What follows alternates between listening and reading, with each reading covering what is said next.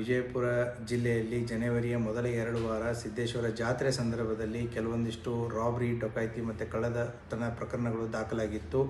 ಆ ಹಿನ್ನೆಲೆಯಲ್ಲಿ ಈಗಾಗಲೇ ಪೊಲೀಸ್ ಇಲಾಖೆ ಅವುಗಳನ್ನು ಗಂಭೀರವಾಗಿ ತೆಗೆದುಕೊಂಡು ಮಧ್ಯಪ್ರದೇಶದ ಕೆಲವೊಂದಿಷ್ಟು ಆರೋಪಿತರನ್ನು ಮತ್ತು ಮಹಾರಾಷ್ಟ್ರ ರಾಜ್ಯದ ಕೆಲವೊಂದಿಷ್ಟು ಆರೋಪಿತರನ್ನು ಈಗಾಗಲೇ ಬಂಧಿಸಿ ಅವರನ್ನು ನ್ಯಾಯಾಂಗ ಬಂಧನಕ್ಕೆ ಒಳಪಡಿಸಲಾಗಿದೆ.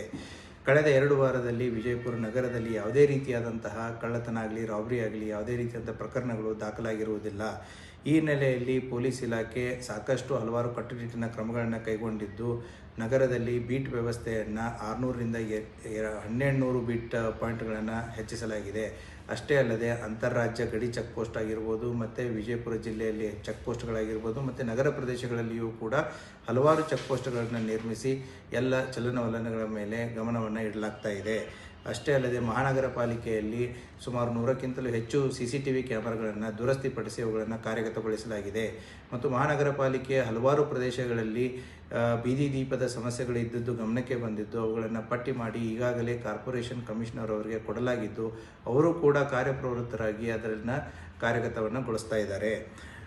ಈಗಾಗಲೇ ನಮ್ಮ ನಗರದ ಮತ್ತು ಜಿಲ್ಲೆಯ ಹಲವಾರು ಪೊಲೀಸ್ ಠಾಣಾ ವ್ಯಾಪ್ತಿಗಳಲ್ಲಿ ಮೊಹಲ್ಲಾ ಮೀಟಿಂಗ್ಸು ಮತ್ತು ಬೀಟ್ ಮೀಟಿಂಗ್ಸ್ಗಳನ್ನು ಮಾಡಿ ಸಾರ್ವಜನಿಕರಿಗೆ ಜಾಗರೂಕತೆಯ ಬಗ್ಗೆ ಮತ್ತು ಅವಶ್ಯಕ ಕ್ರಮಗಳ ಬಗ್ಗೆ ನಮ್ಮ ಪೊಲೀಸ್ನವರು ಮೀಟಿಂಗ್ಸ್ಗಳನ್ನು ಮಾಡಿ ತಿಳಿ ಹೇಳಿರ್ತಾರೆ. ಅಷ್ಟೇ ಅಲ್ಲದೆ ಅವರಿಗೆ ಪ್ಯಾಂಪ್ಲೆಟ್ಸ್ಗಳನ್ನು ಕೊಟ್ಟು ಎಮರ್ಜೆನ್ಸಿ ಕಾಂಟ್ಯಾಕ್ಟ್ಸ್ ನಂಬರ್ಸ್ಗಳಾದಂಥ ಅವರ ಠಾಣಾ, ವೃತ್ತ, ಉಪವಿಭಾಗ, ಕಂಟ್ರೋಲ್ ರೂಮಿಗೆ ಎಲ್ಲ ನಂಬರ್ಸ್ಗಳನ್ನು ಅವರನ್ನು ಕೊಡಲಾಗಿದೆ. ಇತ್ತೀಚೆಗೆ ನಾವು ಅಂಗಡಿ ವ್ಯಾಪಾರಸ್ಥರು, ಬ್ಯಾಂಕು, ATM, ಜ್ಯುವೆಲರಿ ಶಾಪ್ಸು ಇವರದ್ದನ್ನು ಮೀಟಿಂಗ್ಗಳನ್ನು ಮಾಡಿ ಸಾಕಷ್ಟು ಸುರಕ್ಷತಾ ಕ್ರಮಗಳಾದಂತಹ CCTV ಅಳವಡಿಸಿಕೊಳ್ಳುವುದಕ್ಕೆ ಮತ್ತು ಅಲಾರಾಮಿಂಗ್ ಸಿಸ್ಟಮ್ಸ್ಗಳನ್ನು ಅಳವಡಿಸಿಕೊಳ್ಳೋದಕ್ಕೆ ಅವರನ್ನ ಗಮನಕ್ಕೆ ತರಲಾಗಿದೆ.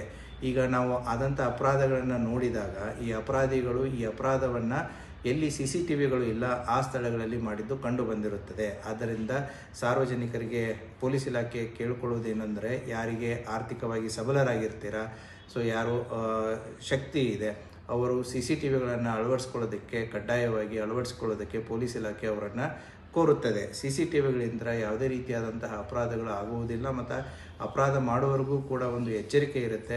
ಇದು ನಿಮ್ಮ ಸುರಕ್ಷತೆಗೆ ಅಷ್ಟೇ ಅಲ್ಲ, ನಗರ ಸುರಕ್ಷತೆಗೆ ಮತ್ತು ರಸ್ತೆಯಲ್ಲಾಗುವಂಥ ಎಲ್ಲ ಅಪರಾಧಗಳನ್ನು ತಡೆಗಟ್ಟಲು ಇದು ಅವಶ್ಯಕವಾಗಿರುತ್ತದೆ.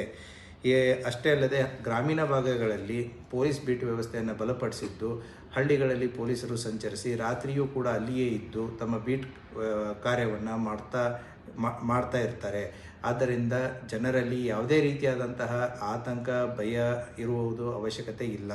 ಪೊಲೀಸ್ ಇಲಾಖೆ ಯಾವಾಗಲೂ ಜನರ ಸುರಕ್ಷತೆ, ಭದ್ರತೆಗೆ ಕಟ್ಟುನಿಟ್ಟಾಗಿದ್ದು ಜನರು ನಿರಾತಂಕವಾಗಿ ನೆಮ್ಮದಿಯಿಂದ ಇರಲು ವಿಜಯಪುರ ಜಿಲ್ಲಾ ಪೊಲೀಸ್ ಯಾವಾಗಲೂ ಅವರ ಸದಾ ಸೇವೆಗೆ ಸಿದ್ಧವಾಗಿರುತ್ತದೆ.